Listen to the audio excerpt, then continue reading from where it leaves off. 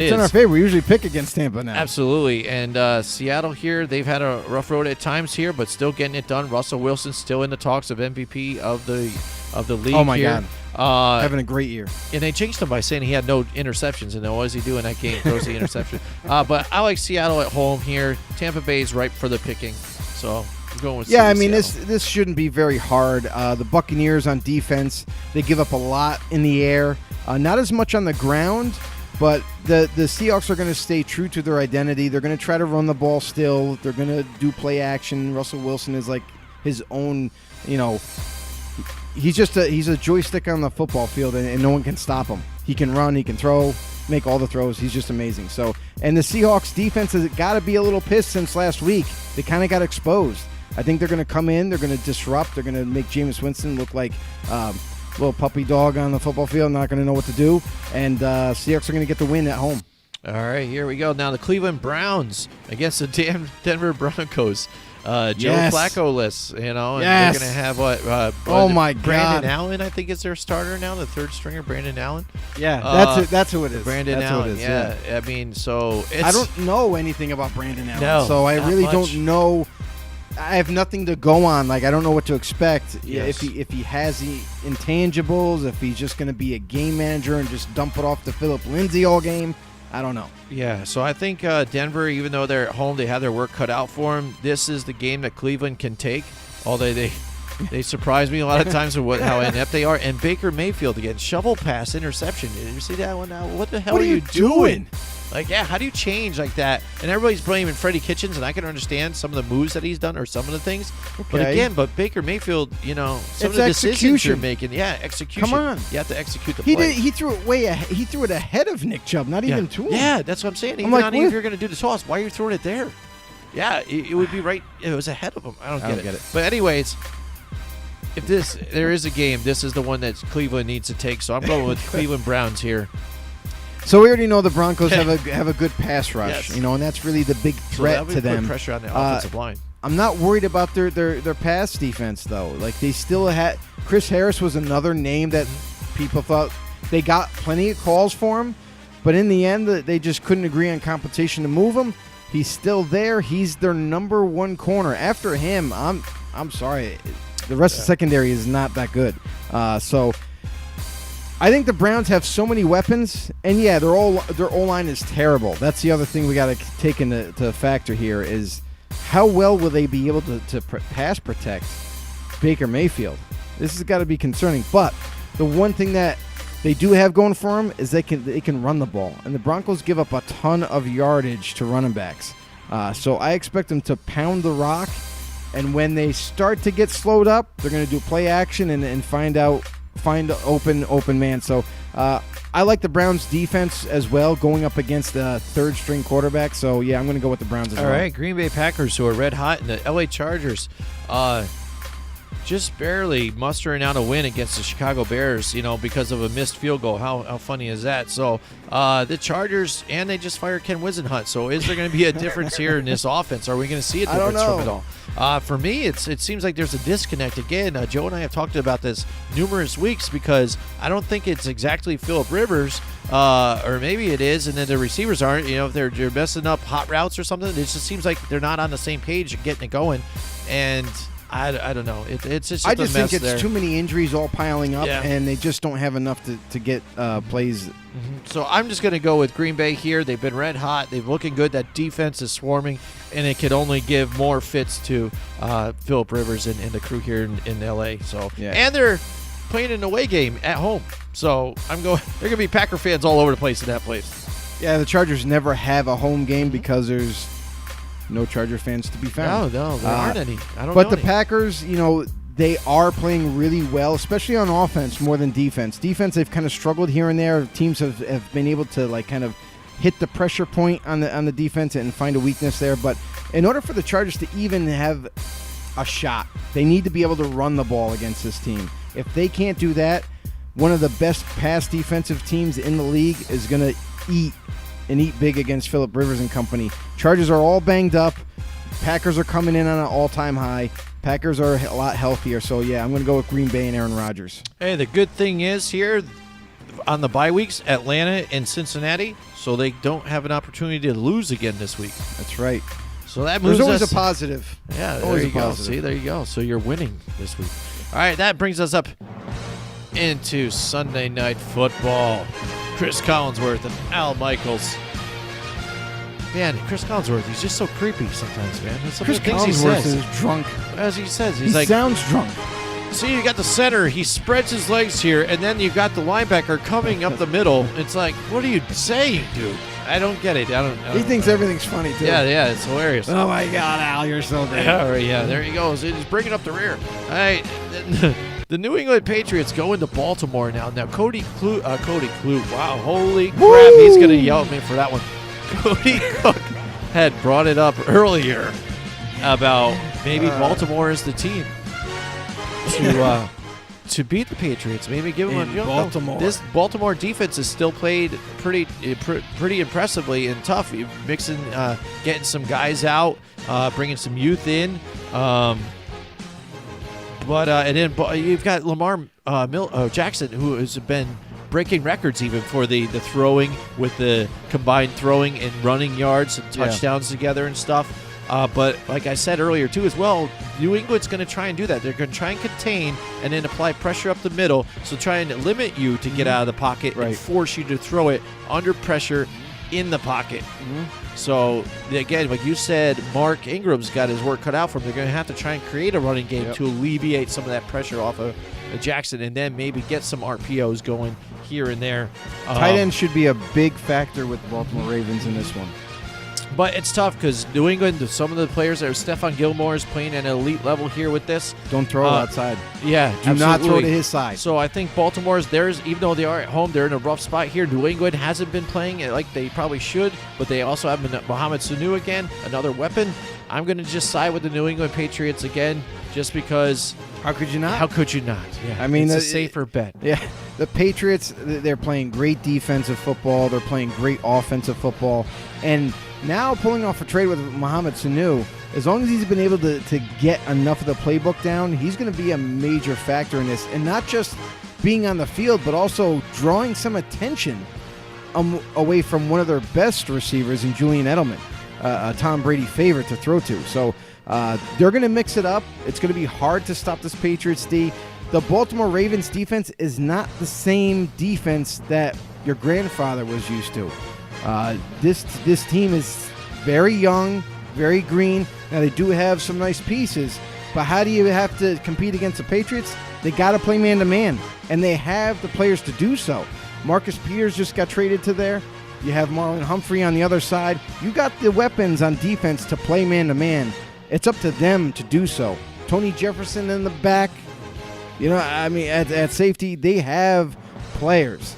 It's a matter if they can execute and play man, and that might give them a chance to beat the Patriots. But, again, just like Jim said, until the Patriots lose and until we start to see a chink in their armor, it's got to be the New England Patriots. All right, that brings us now up into Monday Night Football.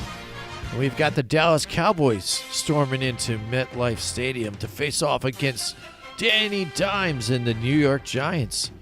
Starts at 8:15 Danny Dimes just p.m. hasn't been able to make any change in the last couple of weeks. No, absolutely. He's been changing the ball back over on possession. Turnovers. Yes. He seems to have the Jameis Winstons. You know what I mean? He's leaving the ball out there. Just amazing to me is what people say even too, by getting this game playtime, getting used to it, you should be able to get used to seeing and noticing when that pressure's coming around you. It just seems that he's still apparently just not, thinking that somebody's around him and leaving the ball out there and. Well, what you're seeing teams do is they're sending more guys than you can block. Then you can block. So, no, I've seen that too as well. I mean, it makes it hard for a young quarterback because now he's losing trust in his offensive line, and what that's going to lead to is a lot of abrupt throws, poor decision making because he's got to speed up that thought process and make a decision faster. The Giants, was that the same thing that people said about Eli Manning? That he had to do that, and then he was making mistakes, and all the losses were Eli Manning's fault. Well, they were saying that it was Eli Manning's fault. Yeah, but I don't necessarily think it was about because he was, not paying attention to the rush. No, it was because, like you said, people are hitting the holes. The offensive line wasn't there. He can't trust them. He's got to try and get rid of it quick. And, injuries there altogether. But nobody wants to say, Daniel Jones is playing horribly right now. They're all saying it's offensive line and bad defense. And just bringing it out there, Joe. That's all. Well, we already knew that offensive line was a problem. For all the people that were complaining about Eli Manning, now you're starting to see that it's no different. It's no different. But the one thing I will say is that Daniel Jones has to make smarter decisions. Saw way too many throws that were, yes, he was under a little bit of duress, but when you're throwing to a guy who's already double covered, it's not a good idea. Throw the ball away. And also, if you're going to get tackled there, or you see that pressure coming in, if it's just not there, dude, just like you should have learned from Eli, just go down and live to fight another day even. Don't give up the turnover. Right. So, I mean, this is going to be an interesting game. It's in New York. The Dallas Cowboys' Achilles heel is usually the Giants, but even the Giants are still kind of building their own team up. And this is going to be way different than the first time they faced them. Eli Manning was the quarterback then. Yeah. They have they got some game film on Daniel Jones, but his mobility is going to be a big difference in this game. The Cowboys are not used to having going up against the Giants and having a guy that can run at the quarterback position. So you got Evan Ingram. He's there. Sterling Shepard, I still don't know what the status is on him this week, if he's going to be able to play or not. I don't think so. He's still in concussion protocol. But they do have Golden Tate. They got Evan Ingram. They got Saquon Barkley, who, to be honest with you, if the Giants are smart, just run through the Cowboys. You don't need an offensive line with Saquon Barkley. He makes his own damn holes. He throws people down the ground and keeps going. And with the new addition of Leonard Williams, it's going to pay. That's going to show some. It's going to pay off some dividends here for the Giants going against the Cowboys' front offensive line. Cowboys very tough on defense. Dak Prescott is going to claim himself as the next MVP of the league, and I don't know. I'm not thrilled about this matchup because I think if the Giants had a little bit more, time to prepare against this Cowboys team, that I think they'd be better off. But I'm not excited about Pat Shurmur's play calling either. So I don't know. I'm going to go with the Cowboys on this one just because of what has transpired so far. Yeah, I'm going to agree with you here too. Again, it might be a little closer. You would hope a lot of times. I hope the Giants win. Yeah, that's the thing, and this is my way of the way I treat the Patriots too. I'll bet with the Patriots. And if they lose, I'll still be happy, even though I just lost the bet of the pick. It's expected. That's fine. So I'm fine. So it's a win-win for me. Win. But there will be no rooting, even though for the Patriots or like the Cowboys. I will not root for the Cowboys. I'm rooting for the Ravens, and I'm going to root for the Giants. Yes. So there. But again, will they do the smart thing? Your thing is, again, you geared this team to run the football, and the fact that you don't, it really blows my mind. And you rely on that guy, because he does. He gets the things open. You're like, all right, cool. He just ripped off a good one.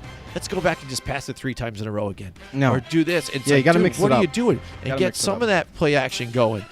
You get becoming too predictable. And then some of the calls that he does, again, it looks like to me with some of these guys that they're not paying attention to the way the game's unfolding. They're like, well, here, this looks like a nice, good play to throw out there. Let's see what happens.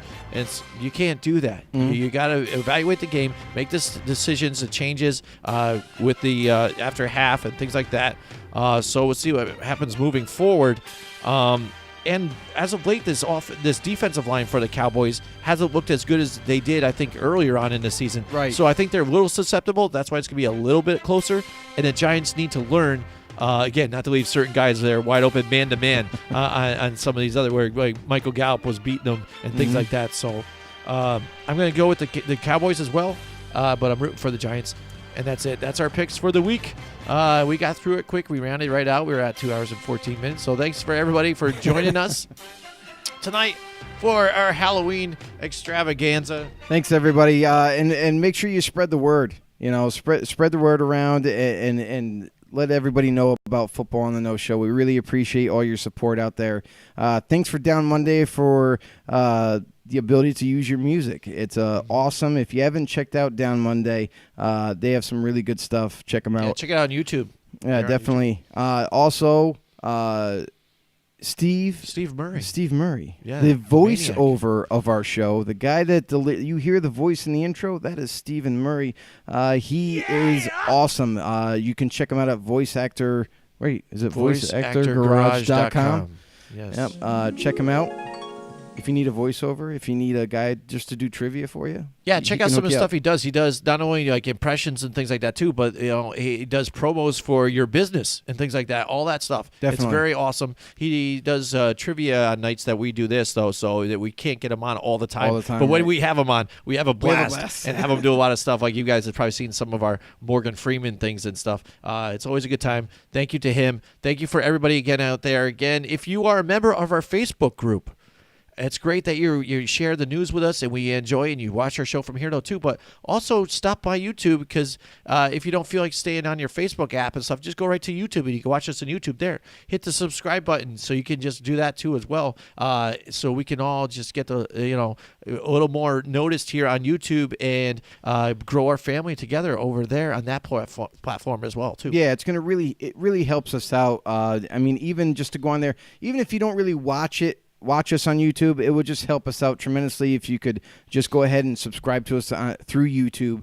It would really help us jump up the rankings to get our show more publicized. Mm-hmm. Thank you to Mike Tackett for being on our show MVP from last week again. We are giving out the MVP every week, so definitely chime in with us. Jim, and, what is that all about? Tell some of the viewers. If you guys, are a top commenter or whatever you do, bring out be interactive with our episode. You will be named the MVP of that show, and every time you get named the MVP, you get your name into a drawing here, and at the end of the season, we're going to give away a prize. We're not sure exactly what that is altogether right now, but I am building up some stuff here right now, and it could be decently good for you guys out there. So keep checking in on the shows and keep adding content and being interactive with us, and let's all have a good time and keep it rolling. And we're going to keep trying to give you the best content that we can. Get involved with some of the XFL stuff moving on, and more interviews, things like that. And hopefully we're going to get out on the road. Let's get this show going. We'll be a road show. So that'd be great. But thank you so much for joining us tonight. Happy Halloween, everybody. Everybody be safe tomorrow night. Up here, it's going to rain like hell all day long. So kiddies, stay dry the best you can, and adults and things. And don't eat too much candy, and always check it before you eat anything. All right. Thanks a lot, and we will see you guys next week. Join next week from 8 till Wednesday night for more football on the know with Jim and Joe.